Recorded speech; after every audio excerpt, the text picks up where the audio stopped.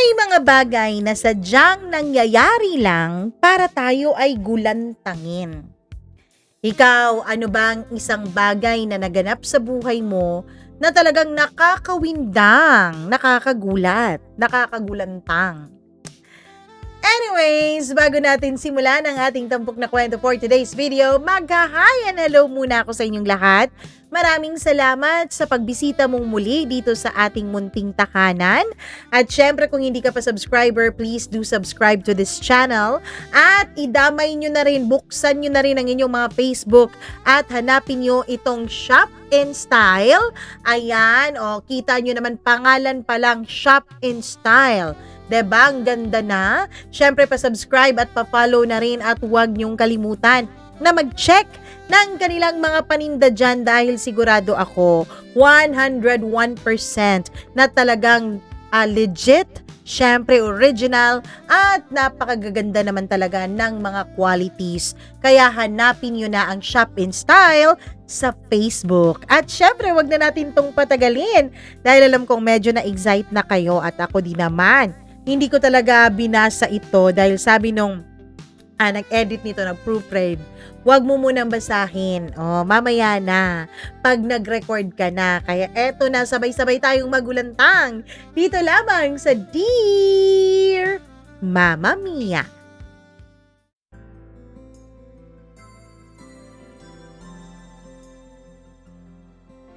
May mga bagay dahil hindi natin nakasanayan, kapag isang araw ay biglang nangyari, tayo ay magugulantang. May mga bagay na kapag tayo ay nagulantang, nagpapatianod na lang tayo basta sa mga pangyayari. At minsan, hindi tayo dinadala nun sa magandang buhay. Dear Mama Mia, 8 taon na ang nakalipas, ngunit hanggang ngayon ay sariwa pa rin sa aking alaala ang lahat ng mga nangyari. May mga pagkakataon sa buhay na akala mo ay ordinaryong yugto lamang ng iyong pagkatao. May mga araw na sa tingin mo ay lilipas na parang hangin. Ngunit may ilang kabanata na hindi kailanman mabubura sa iyong isipan. Mga karanasang hindi mo inaasahang magiging dahilan upang magbago ang pananaw mo sa mga tao, sa pagtitiwala, at maging sa sarili mong pagkatao. Isa iyon sa mga kabanatang hindi ko malilimutan. Noong mga panahon na yun ay 26 na taong gulang lamang ako at nagtatrabaho bilang call center agent sa Ortigas. Hindi kalakihan ang sweldo pero sapat na upang mabuhay ng komportable.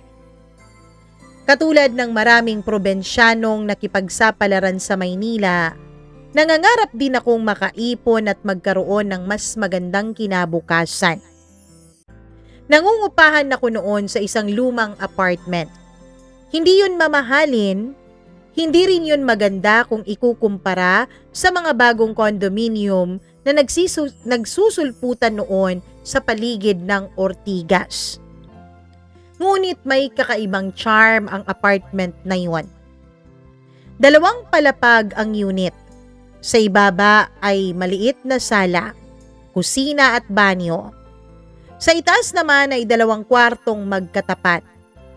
Luma na ang pintura ng mga pader. May mga bahagi ng kisame na nagsisimula ng magbitak.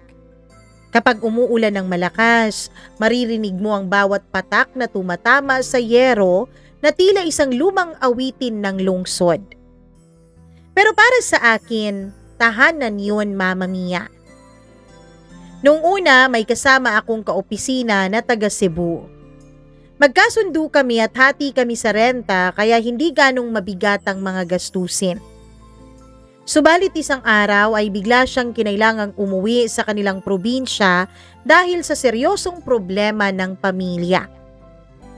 Sa loob lamang ng 1 linggo ay naiwan akong mag-isa. At dun na nagsimula ang mga problema, Mama Mia.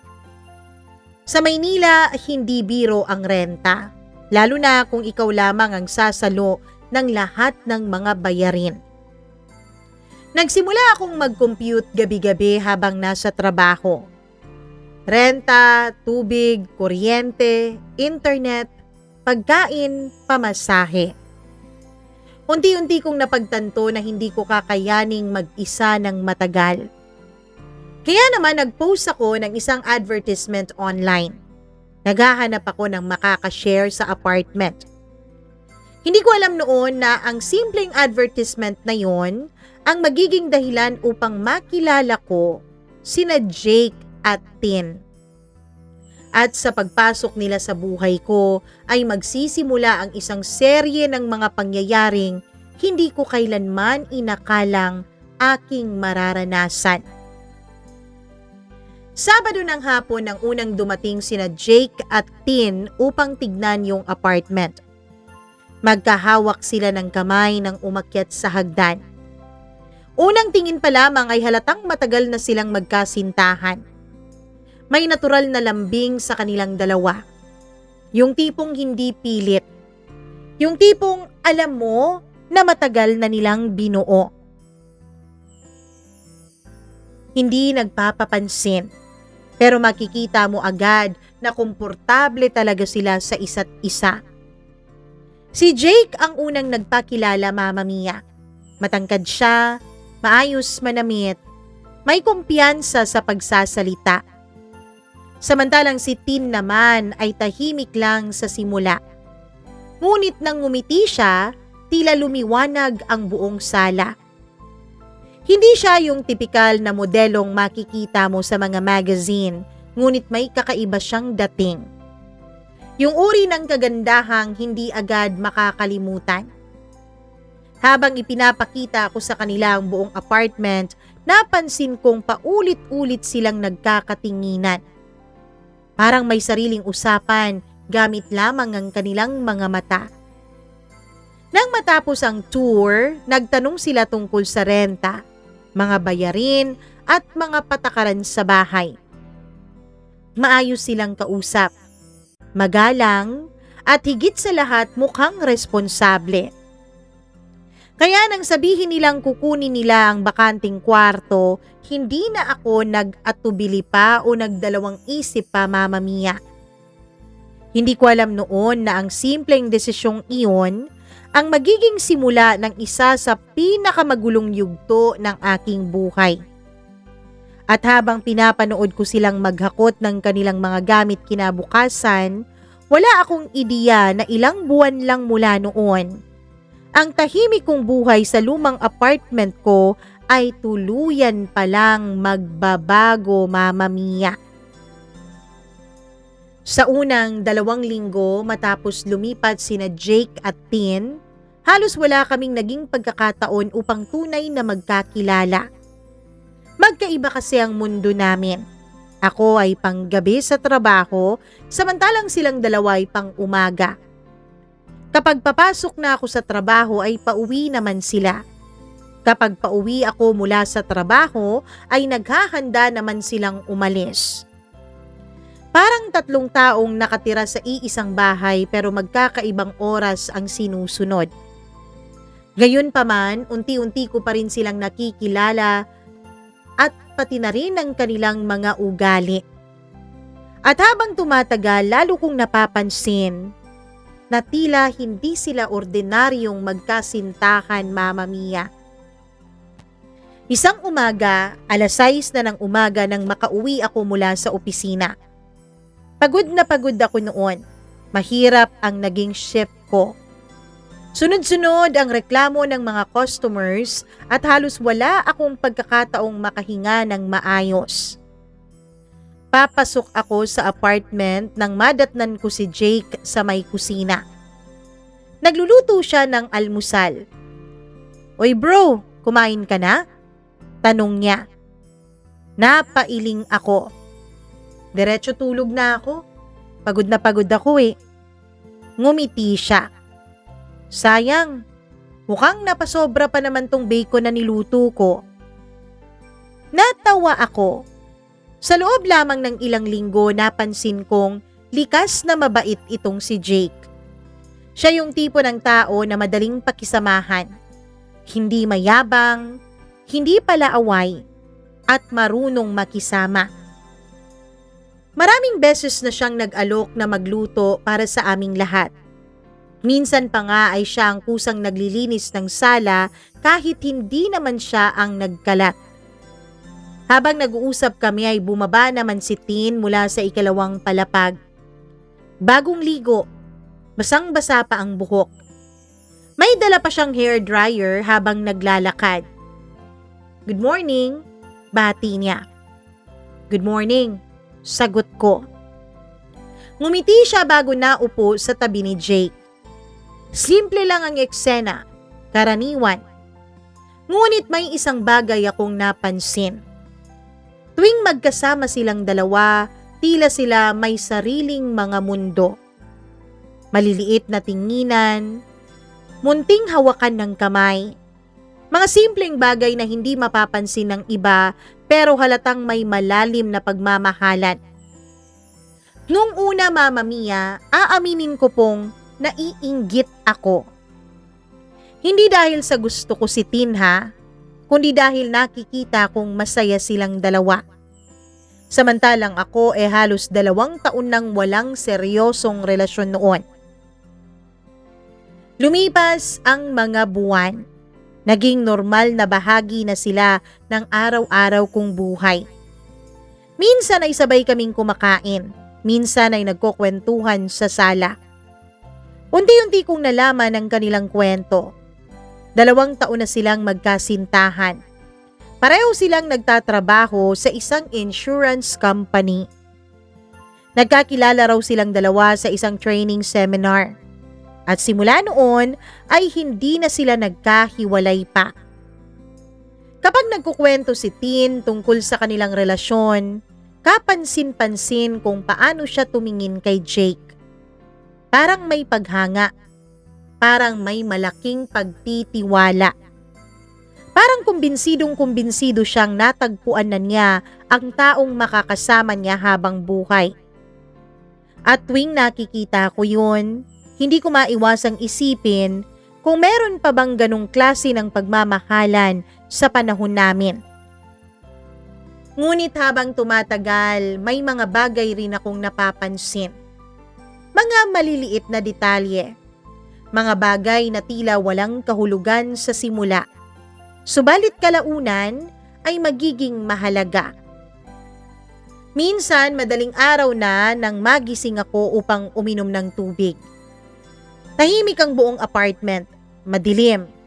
Tanging ilaw lamang mula sa poste sa labas ang pumapasok sa may bintana. Habang bumababa ako ng hagdan ay narinig ko ang mahinang pag-uusap mula sa sala. Alam kong sina Jake at Tin yun. Sino pa ba kaming 3 lang ang tao sa bahay. Pareho silang gising, nagtatalo. Hindi naman malakas, hindi naman nagsisigawan, ngunit halatang seryoso, Mama Mia. Hindi ko marinig ng malinaw ang kanilang pinag-uusapan. Narinig ko lamang ay iilang salita. Future, Singapore, opportunity, paano tayo? Nang mapansin nilang bumaba ako ay agad silang tumahimik. Nagpalitan ng tingin, pagkatapos ay ngumiti na parang walang nangyari. Noon ko unang naramdaman na may bagay silang hindi sinasabi sa akin. At marahil may mga bagay din silang hindi sinasabi sa bawat isa.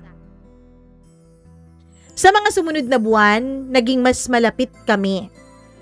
Naging bahagi ako ng maliliit nilang selebrasyon.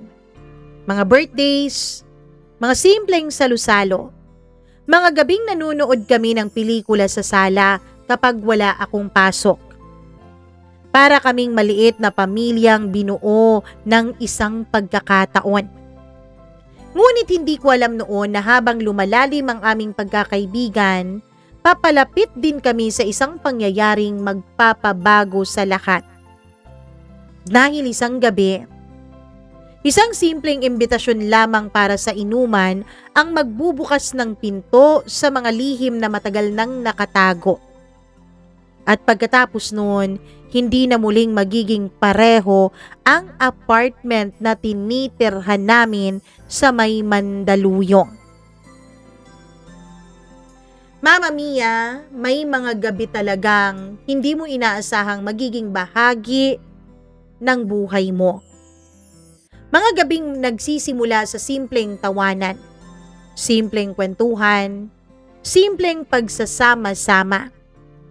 At pagkatapos ay magigising ka na lamang kinabukasan na parang may malaking bagay nang nagbago. Hindi mo maipaliwanag kung ano pero alam mong meron.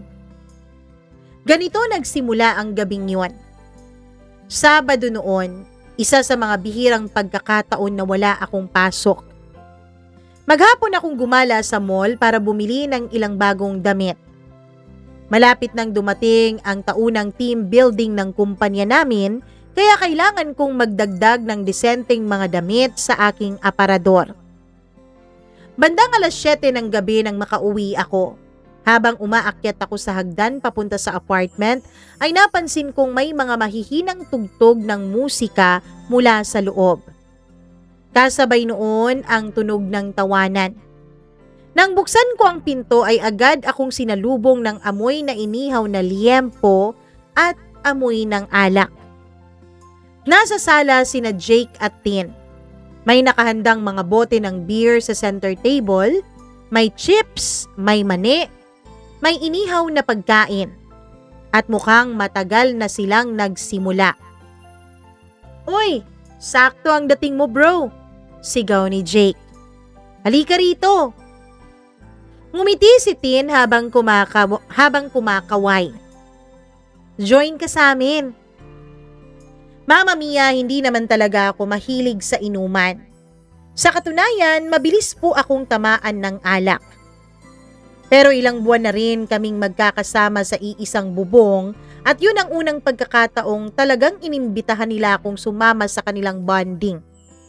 At dahil nasa apartment lang naman kami, inisip kong wala namang mangyayaring hindi maganda kaya pumayag ako. Nagpalit muna ako ng damit sa kwarto. Habang nagsusuot ng simpleng t-shirt at shorts, hindi ko maiwasang mapangiti. Sa totoo lang, magaan sa pakiramdam na magkaroon ng mga taong maituturing mong kaibigan sa isang lungsod na puno ng maraming estranghero. Noong una akong dumating sa Maynila, pakiramdam ko talaga ay mag-isa ako. Trabaho, uwi, tulog, paulit-ulit. Pero dahil kina Jake at Tin, kahit papano ay nagkaroon ng kulay ang mga ordinaryo kong araw. Pagbaba ko ay sinalinan agad ako ni Jake ng beer. Sa wakas, sabi niya, "Ngayon lang tayo magkakaroon ng mahabang kwentuhan." At tama naman siya. Dahil sa unang pagkakataon, halos 3 oras kaming nagkukwentuhan ng tuloy-tuloy. Doon ko mas nakilala ang kanilang mga pangarap. Pangarap ni Jake na magkaroon ng sariling negosyo balang araw. Ayaw niyang habang buhay na maging isang empleyado. Gusto niyang magkaroon ng financial freedom bago siya tumungtong ng 40 taong gulang. Si Tin naman ay may ibang pangarap. Gusto niyang makapagtrabaho sa ibang bansa, makapag-ipon, makapagpatayo ng bahay para sa kanyang mga magulang. Habang nagsasalita siya tungkol sa pamilya niya, napansin kong nagbabago ang kanyang mukha. Mas nagiging seryoso, mas nagiging emosyonal. Doon ko unang nakita ang bahagi ng kanyang pagkatao na hindi ko pa nakikilala noon, Mama Mia. Hindi lamang siya masayahing kasama sa bahay. Hindi lamang siya maganda. Isa siyang taong maraming responsibilidad na pasan-pasan. At marahil yun ang dahilan kung bakit mas lalo ko siyang nire-respeto. Lumalim pa ang gabi. Unti-unting nabawasan ang laman ng mga bote. Mas lumalakas ang tawanan. Mas dumadami ang mga kwento. Napunta kami sa usapan tungkol sa mga dating karelasyon, mga heartbreaks, mga maling desisyon. Mga taong akala namin ay para sa amin pero hindi pala. Doon ko nalaman na hindi rin naging madali ang relasyon ni na Jake at Tin. May mga panahon pala na halos maghiwalay na silang dalawa. May mga pagkakataon na gusto na nilang sumuko. Pero sa bawat pagsubok, pinipili nilang manatili. Pinipili nilang lumaban. At habang nakikinig ako sa kanilang kwento, pakiramdam ko ay para po akong nanonood ng pelikula. Hindi perpekto pero totoong relasyon. Bandang hating gabi, medyo tahimik na ang paligid, Mama Mia. Marami nang natulog sa mga katabing unit. Tanging mahinang tunog na lamang ng electric fan ang maririnig. Napansin kong nakatingin si Jake sa bintana. Parang may malalim na iniisip. May problema ba, bro? Tanong ko. Napabuntong hininga siya. Nagkatinginan silang dalawa ni Tin. At doon ko naramdaman na may mabigat silang gustong sabihin sa akin. Ilang segundo silang natahimik. Pagkatapos ay si Tin ang unang nagsalita. Actually, huminto siya. Parang naghahanap ng tamang salita, Mama Mia. May ina-applyan kaming trabaho sa Singapore. Napatingin ako sa kanila. Seryoso? Tumango si Jake. Oo, matagal na. Nagulat ako. Dahil ni minsan ay hindi nila nabanggit yun sa akin. At sa unang pagkakataon sa gabing yun ay may kakaibang lungkot na pumasok sa isip ko. Hindi dahil aalis na sila, kundi dahil dun ko napagtanto kung gaano na sila naging bahagi ng araw-araw kong buhay. Hindi ko man namamalayan na sanay na pala akong kasama sila. Nasanay na akong marinig ang tawanan nila sa kusina. Nasanay na akong makita silang sabay na umaalis tuwing umaga. Nasanay na akong may mga taong naghihintay sa bahay pagkatapos ng mahaba kong shift. At ngayon, bigla kong naisip na maaaring mawala ang lahat ng iyon. Makalipas ang ilang minuto ay nagpaalam na akong matulog. Pagod na rin ako. At kailangan kong magpahinga. Ngunit bago ako umakyat sa kwarto ay nakatingin muli silang dalawa sa akin. Magkatabi silang nakaupo sa sofa. Tahimik, magkahawak ang kamay. Parang walang sinasabi pero nagkakaintindihan. At sa sandaling yun, Mama Mia, hindi ko alam kung bakit pero may pakiramdam akong malapit nang magbago ang lahat.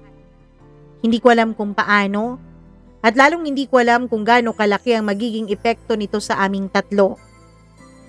Sa mga susunod na linggo, nagsimulang lumabas ang mga lihim, mga tanong, mga pagdududa, at mga katotohanang matagal nang nakatago. May katotohanang magtutulak sa amin sa mga desisyon na hindi na namin mababawi. At dun pa lang, magsisimula ang tunay na kwento. Mama Mia, pagkatapos ng gabing yun, naging normal muli ang takbo ng aming mga buhay. O baka yun lang ang akala ko. Minsan kasi may mga pagbabago na hindi mo naman agad makikita. Hindi sila dumarating na parang bagyo. Dumarating sila na parang ihip ng hangin. Unti-unti, tahimik, hanggang sa isang araw ay mapapansin mong iba na pala ang lahat. Lumipas ang mga linggo, patuloy pa rin ang trabaho. Patuloy pa rin ang parehong routine. Pasok, uwi, tulog, paulit-ulit. Ngunit habang tumatagal, napapansin kong mas madalas nang pinag-uusapan ni na Jake at Tin ang tungkol sa Singapore. Kapag nagkakasabay kami sa almusal, kapag nagkakape sa sala, kapag nanonood ng telebisyon, palaging may lumalabas na usapan tungkol sa ibang bansa, tungkol sa mas malaking sweldo, sa mas magandang oportunidad, sa mas maayos na buhay. Nung una ay masaya ako para sa kanila. Kung tutuusin, yun naman talaga ang pangarap ng maraming Pilipino. Ang magkaroon ng pagkakataong umasenso. ang makapagbigay ng mas magandang buhay sa pamilya. Pero habang lumalalim ang kanilang mga plano, mas lalo kong nararamdaman ang isang bagay na hindi ko agad maipaliwanag. Parang may nalalapit na pagtatapos. Parang unti-unti nang nagbibilang ng natitirang araw ang apartment na minsan ay naging masigla dahil sa kanilang presensya. Isang umaga, pauwi ako galing trabaho. Mabigat ang katawan ko dahil sa puyat. Pagpasok ko sa apartment ay nadatnan kong mag-isa lang si Tin sa kusina. Nakaupo siya sa harap ng tasa ng kape. Tahimik, malayo ang tingin. Parang may iniisip. Hindi yun ang nakasanayan kong makita. Karaniwan kasi masiyahin siya. Palangiti, makulit. Pero nung umagang yun ay tila may bigat siyang dala-dala. Uy, okay ka lang? Tanong ko. Nagulat siya, parang hindi niya napansing dumating ako. Siyempre naman. Ngumiti siya ngunit may kakaiba sa ngiting iyon. Parang pilit, parang may itinatago. Umupo ako sa kabilang upuan. Hindi ka mukhang okay eh. Napatawa siya ng bahagya. Ganun ba ako kahalata? Tumango ako. Ilang segundo siyang natahimik. Pagkatapos ay tumingin siya sa tasa ng kape. Napapagod lang din siguro, sabi niya. Hindi ako kumbinsido, Mama Mia, pero hindi na ako nagtanong pa. May mga bagay na kailangan kusang ikwento sa iyo ng tao. Hindi mo pwedeng pilitin. Mula noon, mas napapansin ko ang mga maliliit na detalye. Minsan masaya silang dalawa. Minsan naman ay tila may malamig na hangin sa pagitan nila. May mga pagkakataong sabay silang nanonood ng pelikula sa sala, ngunit halos wala silang usapan. May mga gabing maririnig kong nagtatalo sila sa kanilang kwarto. Hindi naman malakas, hindi naman nagsisigawan. Ngunit sapat para maramdaman mong may problema. At sa bawat pagkakataong mangyayari yun ay mas lalo akong nagiging mausisa. Hindi dahil tsismoso ako, kundi dahil kaibigan ko na sila. At mahirap baliwalain kapag nakikita mong may pinagdadaanan ng mga taong malapit sa'yo. Isang Sabado ng hapon ay nagpasya akong maglinis ng buong apartment. Matagal ko na yung binabalak gawin. Marami na kasing naipong alikabok sa mga sulok. May mga gamit na kailangang ayusin. Habang naglilinis ako sa may sala ay bumaba si Jake. May hawak siyang ilang dokumento, mukhang aplikasyon. Nang makita niya ako ay ngumiti siya. Busy ka. Mas busy ka ata. Sabi ko at tinuro ang hawak niyang papeles. Napabuntong hininga siya. Interview ulit sa susunod na linggo. Sa Singapore? Tumango siya. Tahimik muna kami. Pagkatapos ay umupo siya sa sofa. Alam mo bro, natatakot din ako. Sabi niya. Nagulat ako, Mama Mia, dahil sa totoo lang, si Jake ang huling taong inaasahan kong magsasabing natatakot siya. Palagi kasi siyang mukhang kumpiyansa. Palaging may plano, palaging may sagot sa lahat ng bagay. Pero nung araw na yun, ibang Jake ang nakita ko. Tungkol saan? Tanong ko. Napatingin siya sa kisame. Sa mga pagbabago. Hindi agad ako nakasagot dahil totoo naman. Nakakatakot naman talaga ang pagbabago, lalo na kapag hindi mo alam kung ano ang naghihintay sa dulo. Kinagabihan ay sabay kaming kumain tatlo. Isa na naman yung gabi na puno ng tawanan, puno ng kwentuhan. Hanggang sa biglang nagyaya itong si Jake. Bro, inuman kaya tayo? Naka-leave kasi ako bukas eh. Pati din tong si Tin. Di ba wala ka ring pasok bukas? Paano mo nalaman? Soccer ba kita? Tanong ko. Tumawa siya. Hindi. Kasi inoobserbahan ko lang yung mga araw na nandito ka. At yung mga araw na nasa trabaho ka. Kakainuman lang natin nung isang linggo sabi ko. Sige na, ngayon lang to. Baka kapag umalis na kami ni Tin, mamiss mo kami. Kaya agad akong pumayag, Mama Mia. Nagpresenta pa talaga ako na ako ang bibili ng alak dahil sila naman ang gumastos nung una. Hindi naman sila umayaw. Bagkus ay sila din ang nagpresenta na maghuhugas muna ng mga pinggan at magluto din ng aming pulutan. Marami-raming alak ang binili ko.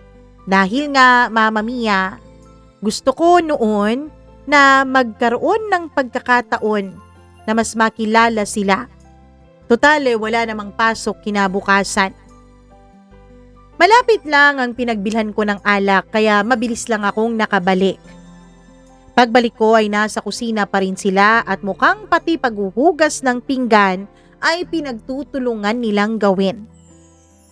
Eto na ang mga alak. Teka bis mo na ako, pinagpawisan ako kanina sabi ko at umakyat. Medyo natagalan ako sa taas dahil tumawag pa sa akin ang nanay ko. Kaya naman Mama Mia, hinayaan ko na lang muna na sila muna sa baba. Pagbaba ko ay nakabukas na ang mga inumin at nakatimpla na rin. Gin kasi ang ininom namin. Gusto ko kasi yun. Yun kasi ang uso o nauusong inumin sa probinsya. Namiss ko na kaya yun ang binili ko. Sila naman ay walang angal. Nakamix na yun kaya uminom na lang ako. Habang nag-iinuman kami ay napansin ko na tila hindi umiinom itong si Tin. O Tin, nagbagong buhay ka na ba? Bakit di ka na umiinom? Sabi ko. Hindi, masama kasi pakiramdam ko Talaga ba? Sana hindi na lang tayo nag-inuman. Sana nagpa-check up ka na lang. Check up? Gabi na? Sabi nila at nagtatawanan pa. Umalis si Tin at pumasok sa kanilang kwarto. Naiwan kaming dalawa ni Jake. Habang nag-iinuman kami Mama Mia, ay napapansin ko na medyo may lungkot sa mga mata ni Jake. Bro, patawarin mo kami Ano? Ano namang hinihingi mo sa akin ng tawad? At bakit ko kayo patatawarin? May kasalanan ba kayo? Tanong ko. Wala naman. Ano lang, kasi maiiwan ka namin Alam namin wala kang ibang buhay kundi ang trabaho mo at dito sa bahay. Tumawa ako kahit na medyo natamaan ako sa sinabi niya Mama Mia. Dahil totoo naman yun. Nalulungkot naman talaga ako. Ayos lang yun bro. Kasi para naman yan sa kinabukasan ninyo Masaya ako para sa inyong dalawa. Basta ba kapag kasal na kayo, hindi nyo ako kakalimutang imbitahin Oo naman. Pagkatapos noon ay tuloy-tuloy lang ang aming inuman at kung ano-anong kwentuhan. Hanggang sa namalayan ko na nahihilo na ako Mama Mia. Pagkatapos ay nagpaalam na ako kay Jake. Bro, mauna na ako. Medyo lasing na ako sige bro, tapusin ko lang to. Pagpasok ko sa kwarto ko ay hindi ko na namalayan ng mga sumunod na nangyari. Wala na akong kaalam-alam Mama Mia. Ang alam ko lang ay nahihilo na talaga ako. Mahina din talaga kasi ako sa alak Hindi kasi ako mahilig uminom. Ang huling inom ko pa na nagpakalasing talaga ako ay nung nasa probinsya pa lamang ako at halos 2 taon na ang nakakalipas noon. Kaya naman medyo nabawasan na rin ang aking tolerance pagdating sa alak. Mama Mia, hanggang sa nagising na lang ako sa malalakas na sigaw. Nagulat ako dahil nung magising ako ay may nakapa ako sa tabi ko Mama Mia. Gulat na gulat ako nung makita kong nasa tabi ko si Tin. Wala siyang saplot, maging ako ay wala ding saplot. Nung iginala ko ang paningin ko ay nasa loob ako ng kwarto ko. Bro naman, ano ba to? Sigaw ni Jake. Nalimpungatan pa ako noon. Hindi ko pa alam kung paano ang sumagot o kung ano ang isasagot ko sa kanya. Naguguluhan ako. Hindi ko alam kung paano kami humantong ni Tin sa ganong klasing sitwasyon. Hindi ko alam kung bakit magkayakap kami sa kama at parehong walang saplot. Totoo yun, Mama Mia. Hindi ko talaga alam. Kaya lang, galit na noon si Jake. Walang hiya ka, Tin. 2 years tayo mahigit tapos gagawin mo sa akin to. Si Tin naman ay umiiyak lang sa gilid at walang sinasabi. Bro, teka lang, baka nagkakamali ka. Ano pa bang pagkakamali dito ha? Magkatabi kayo. Magkahubad. Bakit? Pinatulog niyo lang ba ako dahil lasing ako? Hindi ko alam kung anong isasagot ko, Mama Mia. Ang sakit-sakit ng ulo ko. Kahit ganong pilit kong alalahanin ng mga nangyari ay wala talaga akong maalala. Kung yan pala ang gusto mo, Tin. Sige, magsama kayong dalawa at maghiwalay na tayo. Pagkatapos ay tumalikod itong si Jake. Si Tin naman ay balot na balot ng kumot ang kanyang katawan. Ako naman nung ma-realize kong wala akong kahit anong saplot ay kinuha ko ang unan at itinakip yun sa maselang bahagi ng aking katawan. Anong nangyari, Tin? Tanong ko. Basta lumabas ako ng kwarto. Pagdaan ko dito sa kwarto mo, nakatayo ka. Bigla mo akong hinila at hinalikan. At yun, nangyari na ang hindi dapat mangyari. Ano? Hindi ako yun, Tin. Hindi ako ganun. Alam ko naman. Pero baka dahil sa alak. At oo, nadala mo rin ako nung hinalikan mo ako kasi matagal na rin walang nangyayari sa amin ni Jake eh. Matagal na rin hindi niya ako ginagalaw kaya may pangangailangan din ako. At ikaw ang nakita ako kagabi na makakapagbigay nun. Sorry. Sabi niya at mabilis na lumabas ng kwarto ko at pumasok sa kabilang kwarto. Gulong-gulo ako, Mama Mia. Hindi ko alam kung ano ang gagawin ko. Hindi ko alam kung paano ko kakausapin si Tin at si Jake. Pilit ko pa ring inaalala ang lahat pero wala talaga akong matandaan. Makalipas ang 3 oras nung kumatok si Tin sa kwarto ko. Pwede ba tayong mag-usap 3? Yung mahinahon na? Okay na ba si Jake? Kaya na ba niyang humarap sa atin ng mahinahon? Nagulat siya sa nangyari at nasaktan. Sabi ko na ang inaalala ko pa noon ay ang emosyon ni Jake. Okay na siya? Handa na siyang makipag-usap. Pagbaba ko ng sala ay nandun si Jake, Mama Mia. Galit pa rin. Halos hindi makatingin sa akin. Jake, bro, patawarin mo ko. Huwag mo ako bro. Hindi ginagawa ng kaibigan yan. Bakit mo sinusulot ang girlfriend ko, ha? Jake, ano ka ba? Aksidente lang ang nangyari. Hindi naman namin sinasadya yun eh. Anong hindi sinasadya? Lasing ako, bro eh. Oo, lasing siya, Jake. At isa pa, matagal nang walang nangyayari sa atin. Kaya nung mahalikan niya ako, hindi na ako nakapagpigil. Sabi ni Tin. Pero Jake, ikaw ang mahal ko. Sabi niya dito.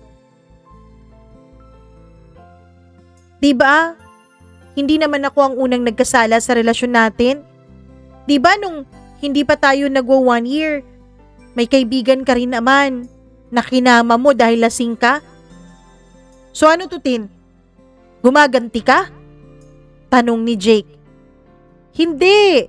Sadyang hindi lang talaga namin sinasadya ang lahat. Ewan ko. Ewan ko sa inyo. Pagkatapos nun ay nag-walk out na naman si Jake, Mama Mia. Makalipas ang ilang oras ay kinausap ako ni Tin. Sabi niya hindi daw sila naghiwalay ni Jake. Pero gusto daw ni Jake na magpalamig muna. Hanggang sa isang araw, Mama Mia. Mga 2 linggo matapos ang pangyayaring yun, ay bigla na lang akong hinarang ni Tin nung dumating ako galing sa trabaho. Ano? May problema ba? Tanong ko. Wala. Walang problema. Bakit ka nakaharang dyan? Hindi ko alam kung paano ko sasabihin sa'yo to, Roy eh. Anong ibig mong sabihin? Pagkatapos ay inabot niya sa akin ang isang pregnancy test kit, Mama Mia. Ano to? Hindi mo ba alam kung ano yan? Mama Mia, dun ko nakita ang 2 guhit sa pregnancy test kit. Bubuntis ka? Oo. At dahil ikaw lang naman ang gumalaw sa akin, matagal na akong hindi ginagalaw ni Jake. At hindi din niya ako ginalaw matapos may mangyari sa ating dalawa. Mama Mia, hindi ko alam at hindi ko maipaliwanag ang nararamdaman ko nun. Kasi hindi ko talaga maalalang may nangyari sa amin. Pero sabi niya, ako daw ang huli niyang nakasama. Pagkatapos nun, ay pinilit niya akong panagutan ang kanyang pinagbubuntis. Naghiwalay na kami ni Jake. Umalis na siya kaninang umaga. Naiwan lang ako dito dahil gusto kong panagutan mo ako, Roy. Tin, kahit hindi ko maalalang may nangyari sa atin, hindi naman ako balasubas na lalaki. At oo, kung buntis ka nga, pananagutan kita. Mama Mia, to make the long story short, yun po ang nangyari. Pagkatapos kong malaman ang tungkol sa pagbubuntis ni Tin, ay sinasamahan ko pa siya sa kanyang mga check-up. At dahil din sa nangyari, Mama Mia, ay nasa iisang kwarto na kaming 2. Nagsama na kami na tila mag-asawa. Oo. Sa isang iglap, nagbago ang lahat. Kung dati, si Jake at si Tin ang magkasama sa iisang kwarto, ngayon ay kaming 2 na. Paulit-ulit na rin na may nangyayari sa amin. Minsan, si Tin pa talagang nangangalabit. Kaya dun ko talaga naisip na deprive siguro talaga si Tin pagdating sa pakikipagtalik sa relasyon nilang 2 ni Jake. Maganda din naman si Tin. Mabait. Kaya naisip ko, Mama Mia, na ayos din naman kung mamahalin ko siya. Wala naman akong ibang karelasyon. At siya, iniwan na rin naman siya ni Jake. Kaya nagsama kami na parang totoong mag-asawa. Yung kabilang kwarto ay pinarentahan ko na lang sa pinsan ko. Kasi pumunta din siya ng Maynila para magtrabaho, Mama Mia, kasama din ang boyfriend niya. Bali 4 na tao na kami sa iisang bubong. Hanggang sa dumating ang araw ng panganganak ni Tin. Nagulat na lang ako dahil pinatawag ako ng boss ko. Bawal kasi ang cellphone sa floor. Pinatawag ako dahil tumawag daw sa akin ang pinsan ko at sinabing dinala nila sa ospital si Tin dahil pumutok na raw ang panubigan nito. Agad naman akong nag-excuse at umabsent at pumuntang ospital. Mama Mia, pagdating ko ay nasa labor room na si Tin. Nagli-labor na siya. Naririnig ko pa ang kanyang pagsigaw mula sa labas. Buti na lang at regular si Tin sa kanyang pinagtatrabahuan kaya meron po siyang insurance, Mama Mia. Hindi po kami nahirapan sa gastos. Dahil hindi ko pa po mai-under sa insurance ko si Tin dahil hindi naman kami kasal. Binuksan ko naman ang topic tungkol sa pagpapakasal sa kanya pero sabi niya, masyado pa raw maaga para sa bagay na yon. At alam kong tama naman siya. Hindi naman porket magkakaroon na kami ng anak ay kailangan na naming maging mag-asawa. Sapat na yung magkasama kami na namumuhay bilang mag-asawa at kinikilala ang isa't isa. Pagkatapos manganak ni Tin ay sobrang tuwang-tuwa ko pati na rin ng mga magulang ko sa probinsya. Araw-araw kaming magka-video call at pinapakita ko sa kanilang napaka-cute kong baby girl. Alagang-alaga ko po ang anak ko.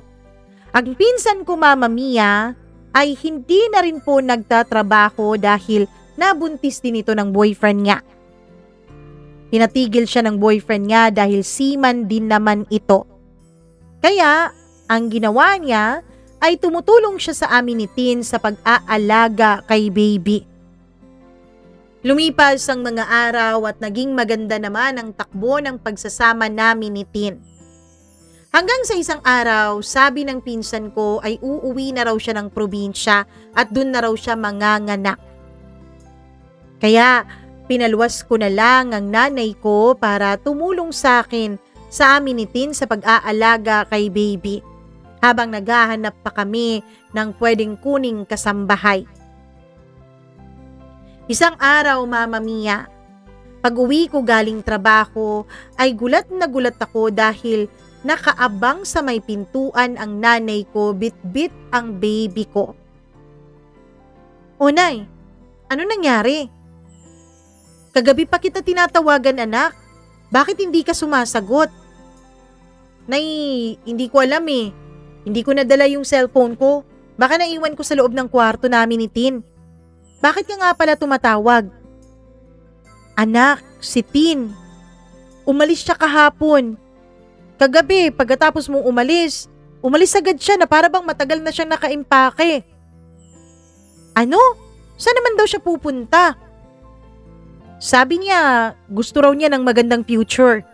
Sabi niya, sa'yo na lang daw yung anak ninyong dalawa. Po, nag-away ba kayo anak? Inaway mo ba si Tin kaya niya ginawa yun? Hindi naman po Nay, walang ganung nangyari sa aming dalawa. Dali-dali akong umakyat sa taas at pumasok ng kwarto.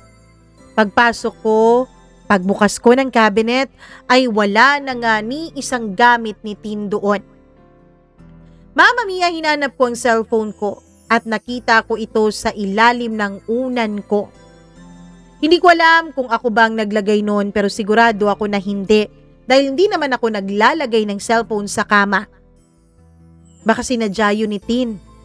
Baka sinadya niya na itago yung cellphone ko para maiwan ko at hindi ako makontak ni nanay. Pagbukas ko ng cellphone ko ay napakaraming ang missed calls ni nanay. May mga messages din siya na umuwi ka dahil lumalaya si Tin. At isa sa mga messages na nakita ko ay message galing kay Tin. Patawarin mo ko Roy, pero kailangan kong harapin at hanapin ang future na gusto ko. Nagkabalikan na kaming dalawa ni Jake. Flight ko ngayon papuntang Singapore at susunod ako sa kanya. Huwag mo na akong hanapin pa. Huwag mo na akong hintayin pa. Ikaw nang bahala sa anak natin. Mama Mia, sa totoo lang, medyo nasaktan ako sa pag-alis ni Tin. Oo, kahit sa munting sandali naming pagsasama, ay nagkaroon na rin naman talaga siya ng puwang sa puso ko. Minahal ko na rin naman talaga siya ng totoo. Kaya lang kung yun ang gusto niya, hindi ko rin naman siya pipilitin. Wala naman akong magagawa kung ang gusto talaga niya ay si Jake at yung Singapore. Ang pinagpapasalamat ko na lang talaga Mama Mia ay hindi niya dinala yung anak naming dalawa. Ang pinagpapasalamat ko na lang ay iniwan niya sa akin yung bata. Kasi yung bata naman talaga ang dahilan kung bakit kami nagsama in the first place. Yun naman talaga ang gusto kong panagutan. Kaya lang, Mama Mia, hindi naman pala ganun kadali ang mamuhay ng mag-isa. Naging maayos naman sa umpisa ang buhay ko, Mama Mia. Nandyan ang mama ko at siyang nag-aalaga sa anak ko habang ako ay nasa trabaho. Wala namang problema. Naging maganda pa rin ang takbo ng buhay. Yun nga lang, medyo naging mahirap dahil may mga dagdag gastusin na lalo pat magastos ang magkaroon ng sanggol. Pero dahil anak ko, dahil responsibilidad ko, ay wala akong mga naging reklamo. Kayod lang ako ng kayod. Hanggang sa isang araw, biglang tumawag ang kapatid ko na nasa probinsya. Ang tatay ko raw ay inaatake, na stroke, kaya kailangan niya ng aalalay at mag-aalaga sa kanya. Walang nagawa si nanay kundi ang umuwi. Dinala niya ang anak ko dahil sabi niya mas maaalagaan daw ito dun sa probinsya. Kaya lang wala pang isang linggo nung tumawag si nanay sa akin. Nagmamakaawa na kung mayroon daw akong mapag-iiwanan sa anak ko, kung pwede dun din daw muna ito. Kasi ang mga kapatid ko ay nag-aaral at nagtatrabaho din yung iba. Samantalang si nanay lang ang nag-aalaga kay tatay. Naglalaba, nagluluto, naglilinis. Kaya hindi na niya magawang alagaan ang sanggol. Dahil Sabado naman noon, Mama Mia, at walang pasok, ay minabuti kong umuwi ng probinsya para personal na kunin ang anak ko. Kinuha ko si baby. Umuwi ako ng Mandaluyong at dun ako naghanap ng pwede kong mapag-iwanan sa kanya tuwing gabi. Buti na lang at meron akong bagong lipat na kapitbahay. Mama Mia, naging magiliw siya agad sa anak ko. Sabi niya napakabait at napakabuti daw nitong bata. Hindi daw iyakin, hindi katulad ng mga bata sa kanila. Ewan ko ba dito sa anak ko, madali din siyang nakagaanan ng loob yung aming kapitbahay na itago natin sa pangalang April. Tuwing gabi, iniiwan ko si baby sa pangangalaga ni April. Tuwing umaga naman, pagkagaling ko sa trabaho ay kinukuha ko yung bata at ako nang nag-aalaga. Pero napakahirap pala noon. Lalo na kung wala ka pang tulog. Minsan, Mama Mia, gusto ko na lang talagang sigawan yung sanggol para matulog sa umaga at wag nang umiyak dahil ako ay kulang na kulang sa tulog. Kaya lang sanggol yun, walang kamuwang-muwang sa mundo. Mahirap man pero paglipas ng mga araw ay naging mas maayos na rin ang sitwasyon ko. Unti-unti ay kinakaya ko na rin ang mga pangyayari. Hanggang sa isang araw, umalis na rin yung aming kapitbahay na si April. Kaya naman naiwan na lang ako sa bata. Ang ginawa ko, Mama Mia, ay umuwi na lang ako ng probinsya. Nag-resign ako sa trabaho ko. Sakto naman na ang naipon ko para makapagpatayo ng maliit na tindahan at maliit na vulcanizing shop. Yun kasi ang negosyong pangarap noon ng tatay ko. Ako naman ay wala talagang kaamor-amor sa negosyong yun, kaya lang wala akong ibang mapagpipilian. Kailangan ko ng mapagkakakitaan na hindi na ako kailangang umalis ng bahay at hindi ko na kailangang iwan ang anak ko. Pagdating sa probinsya ay mas lalong humirap ang buhay. Oo nga't may maliit akong negosyo. Oo nga't meron akong kinikita sa araw-araw pero hindi sapat yun. Mama Mia, buti na lang at tinutulungan din naman ako ng mga kapatid kong may kanya-kanya ng trabaho. Mas naging magaan ang buhay. Lumipas pa ang mga taon hanggang sa naging 5 taong gulang na ang anak ko. Biba siyang bata. Tuwang-tuwa ang mga kapitbahay, pati na rin ang mga magulang ko. Akala ko tuloy-tuloy na ang magandang pasok ng buhay at swerte sa akin. Akala ko tuloy-tuloy na magiging masaya ang pagsasama namin ng anak ko. Sa totoo lang, hindi na nga ako naghangad ng panibagong pag-ibig. Iniisip ko na lang na igugol ang buong panahon, buong atensyon, at buong pagmamahal ko sa anak ko. Siya na ang naging sentro ng buhay ko. Siya na ang naging dahilan kung bakit may purpose akong gumising sa araw-araw. Pero Mama Mia, isang araw, biglang may dumating na bisita. Kagagaling ko lang noon sa palengke. Bumili ako ng native chicken dahil yun ang kinikrave ko nung araw na yon.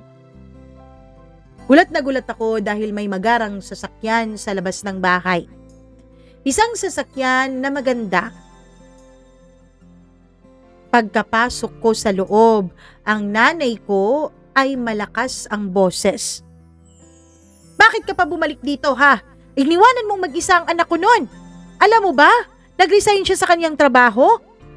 Alam mo ba, bumalik siya dito sa probinsya para maalagaan niyang anak ninyo? Tapos ikaw, babalik ka lang dito para kunin ang apo ko? Hindi po kayo ang gusto kong makausap, kundi si Roy. Pamilyar sa akin ang boses na yon. Kahit gaano pa katagal ang panahon na lumipas, ay hindi ko pa rin yun makakalimutan. Tin? Bigla silang napalingon lahat sa akin. Ibang-iba na ang itsura ni Tin.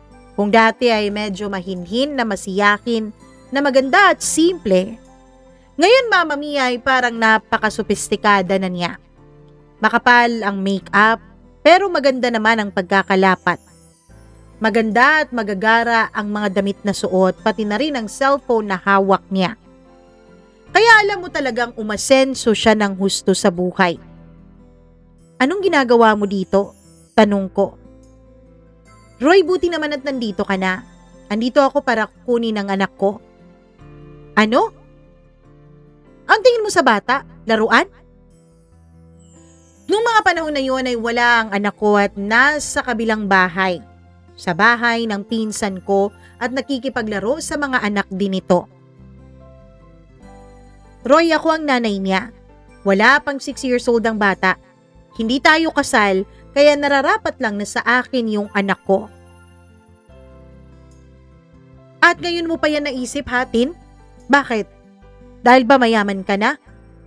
Nasaan ka nung nagkakasakit yung batang yan? Nakasan ka nung hindi ako magkanda-ugaga sa pag-aalaga dyan at sa pagtatrabaho?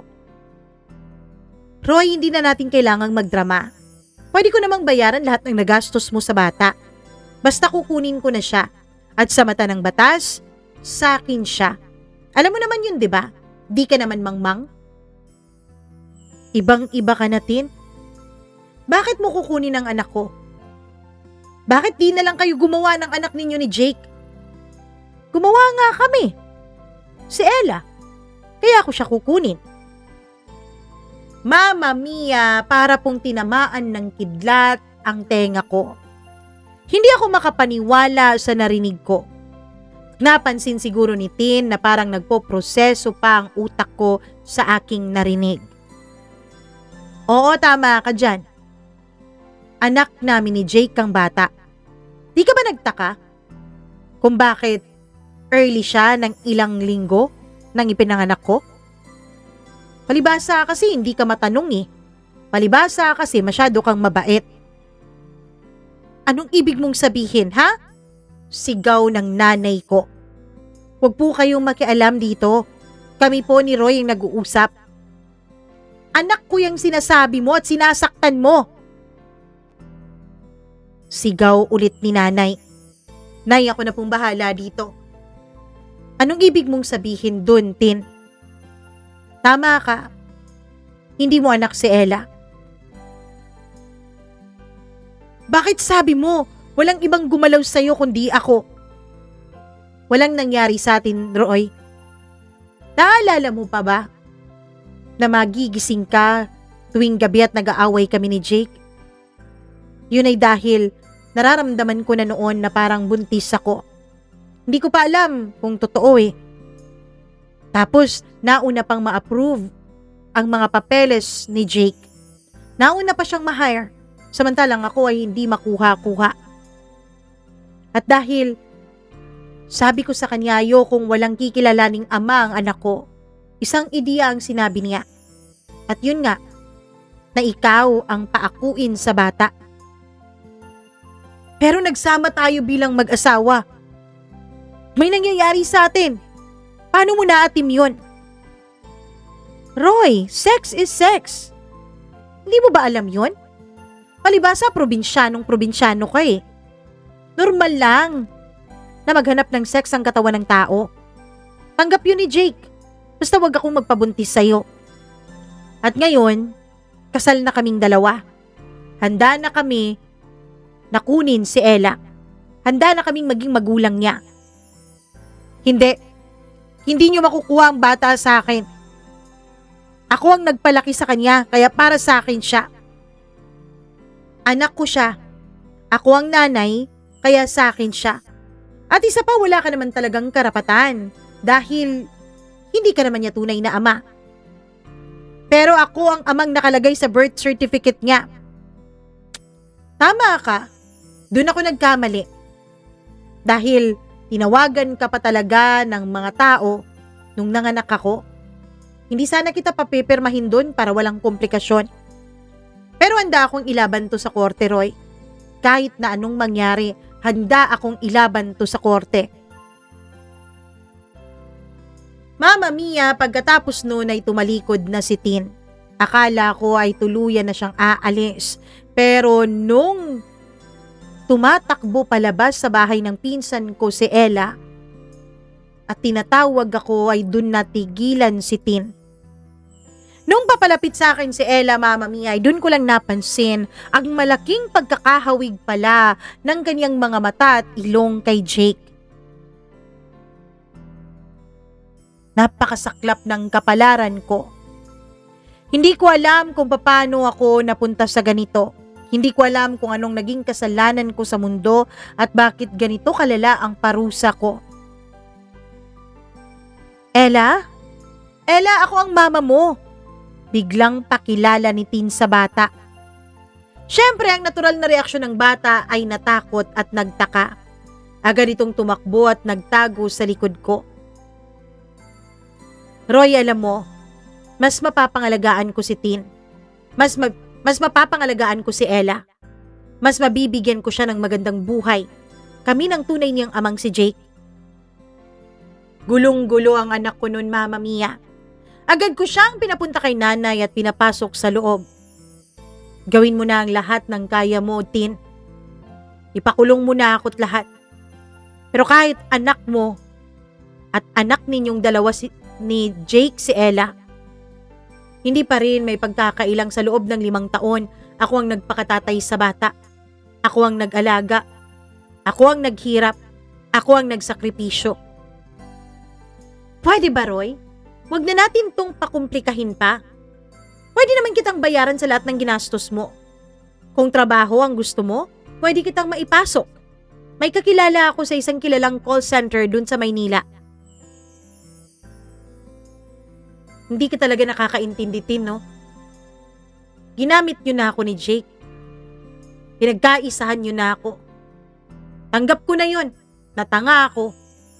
Pero wag niyo nang kunin ang anak ko. Magkamatayan muna tayo. Pagkatapos noon ay napansin ni Ella na lumabas na rin ang iba kong mga kamag-anak mula sa kani-kanilang mga bahay.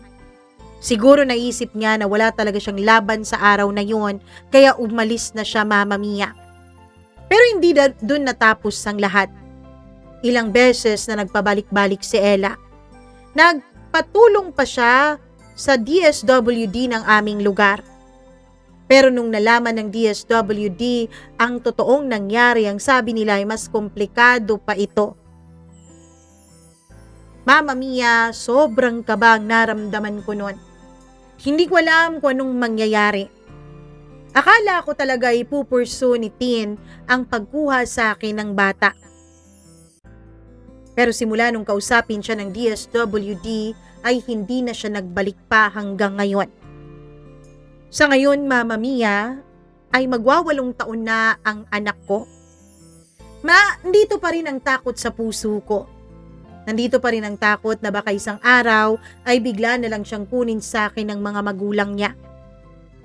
Sobrang sakit po ang naramdaman ko nung nalaman kong hindi ko biologically anak si Ella. Pero kahit na ganoon, hindi nabawasan ni Katiting ang pagmamahal ko sa kanya. Dito ko napagtanto na hindi pala lahat ng nakangiti sa harap mo ay kaibigan mo. Hindi pala lahat na nagpapakita ng kabutihan ay totoong may mabuting intensyon sa'yo. Dahil tulad ni Tin at Jake, sa simulat sa pool pala ay parang ginagamit lang talaga nila ako. Sa simulat sa pool pala ay ang mga pangarap na nilang importante sa kanila. Dahil ayaw ng mga magulang ni Tin kay Jake, alam niyang hindi nito tatanggapin ng bata.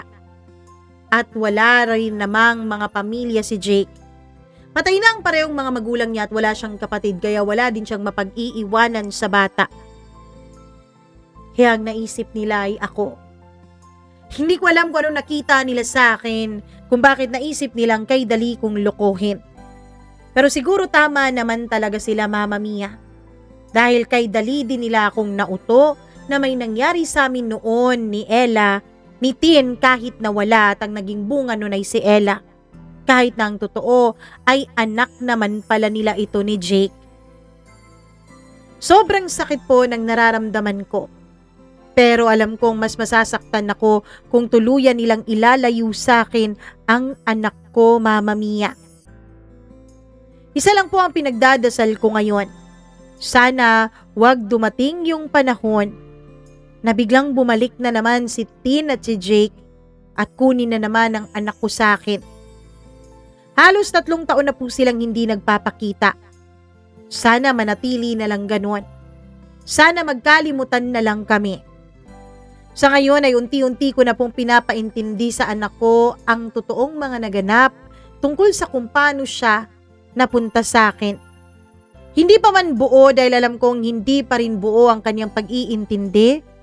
Pero pagdating ng panahon, makakasiguro po kayo na aaminin ko sa anak ko ang lahat. Hanggang dito na lamang po, Mama Mia, at maraming salamat. Lubos na gumagalang, Roy.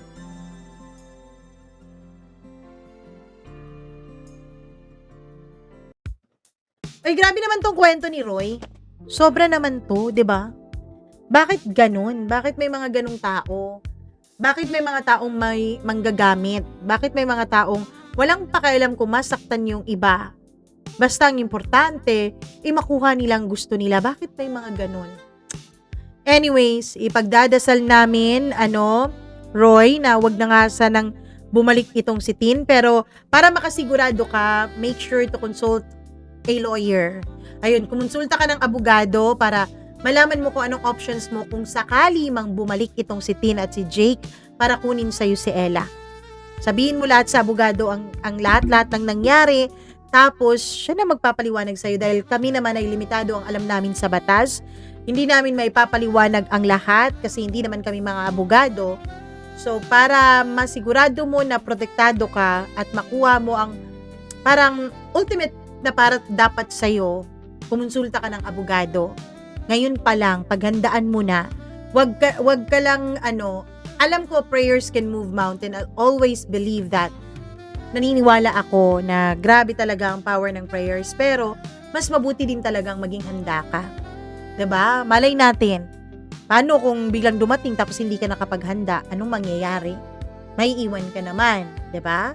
So sa ngayon, paghandaan mo ang muling pagbabalik ni Tin at ni Jake. Maraming salamat sa napakagandang kwento at nakakagulantang na plot twist ng kwento mo. Thank you so much, Roy. At syempre sa lahat naman nakikinig sa atin ngayon, maraming salamat sa pagsama ninyo sa isang napakagandang kwento na pinagsaluhan natin for today's video. Please like and share this video at huwag ring kalimutan na mag-subscribe dito sa ating channel at mag-click ng notification bell para lagi po kayong updated sa tuwing meron tayong bagong upload. Kung gusto nyo magpa-member, kapag tapos na po kayong nag-subscribe, yung subscribe button ay mapapalitan ng join button. Join, join button. Yan po ang i-click ninyo kung gusto nyo pong magpa-member. At syempre, si YT na po ang bahala sa inyo. Hindi po dog ha, kundi si YouTube. Ang bahala sa inyo kung paano kayo magpa-member dito sa ating channel. Nako, speaking of members, hi ako sa ating mga members. Maraming salamat sa laging pananatili dito sa ating program. Thank you very much. Sa grabe, mag-iisang taon na nating mga members, si Freaky, maraming salamat. Hello din ako kay Mila Raduban, kay Gail Easy, kay Maureen Tugab, kay Maria Elena Abe, kay Smackdax, Benson Boyser, Gimaras Girl. Hello din kay Colleen Bueno, kay Rico Sedanco, Rose Arevalo, Miriam Gutierrez, Marlia Guiana Shane, Christina Aure, kay Abdullah Wahab, Rosel Macdolor, Alpha Garcia, and Rochelle Espinosa. Maraming salamat sa inyong pakikinig at sa pananatili nyo dito sa ating program. Hello din ako sa ating mga kasuki na sina Ruby Ramos, Christina Sison, Fredilyn Balao, Charlene Baclohan, Rose Santiago, Marietta Yoto. Maraming salamat sa inyong pakikinig. Sa mga hindi po natin nabasa na mga pa-shoutout, baka sa susunod nating kwento, shoutout nyo naman ang ating mabasa dito, diba? So, abang-abang po kayo dyan. Huwag po kayong magsasawang sumuporta. And mahal na mahal ko po kayo. Kung may sarili po kayong kwento o may kwento ang inyong mga kapitbahay, kaibigan, kapamilya na gusto nyo ring i-share, nako, humingi muna kayo ng permiso sa kanila na i-share nyo ang kanilang kwento, tapos i-email nyo yan. Ayun po ang ating email address, mamamiacdo0317@gmail.com. Thank you so much. Mwah, mwah, mwah. I love you. Ingat po kayo. Bye!